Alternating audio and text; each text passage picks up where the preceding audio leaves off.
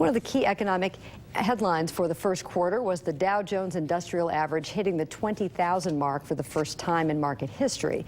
In this morning's U.S. Bank Economic 360, U.S. Bank Vice President and Senior Portfolio Manager Mike Denneman joins Business Courier editor Rob Dahlmeyer in the studio to talk about what reaching this historic milestone means for stocks. Mike and Rob. Peg, thank you. Mike, thanks for being here. Good morning. Every time the Dow hits a record, that's fun times, but the 20,000 is pretty special, isn't it? Yeah, and so the market had actually been flirting with that level for a while. Finally got a push upward and surpassed it in January. Actually kept going from there. In fact, it went up to 21,000 in February before trending down a little bit.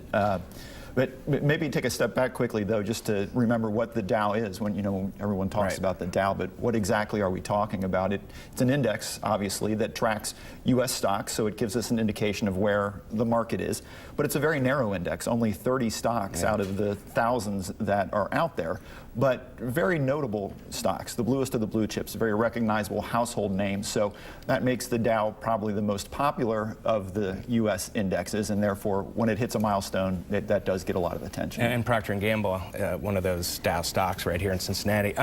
Back in the heart of the financial crisis, it's been, what, 6, 7, 8 years ago?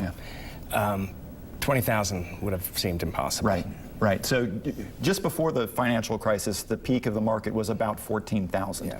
But at the worst of the Great Recession in early '09, it was actually briefly below 7,000. So just in that 8-year period, we've regained 10,000 and then past 15,000 and now 20,000. So, it's on one hand, the Dow's been around for more than 130 years. So it did take it a while to get to 20,000.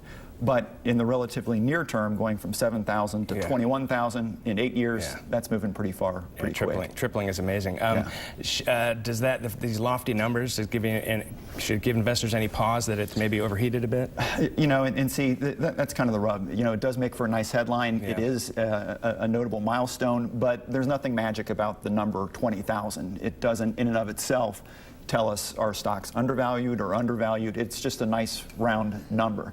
But we should keep in mind, though, that just because you reach one of these milestone numbers doesn't mean you get to hang on to it. Right. So to look at another one, 10,000, for instance, the Dow in the past 20 years has passed 3 times. So it first reached it during the tech bubble and then lost it. Right. Reached it again during the housing bubble and then lost it. And then only just now, with this recovery, have we passed it for the 3rd time. Right. So it took the Dow a long while to hold on to and keep that 10,000. So I don't think we should expect, just because we made 20,000 now, it's a guarantee we're going to stay there. That's a great point. Still, it's great for everybody, I think, to see it this high. Sure. So thank you for being here, Mike. Yeah.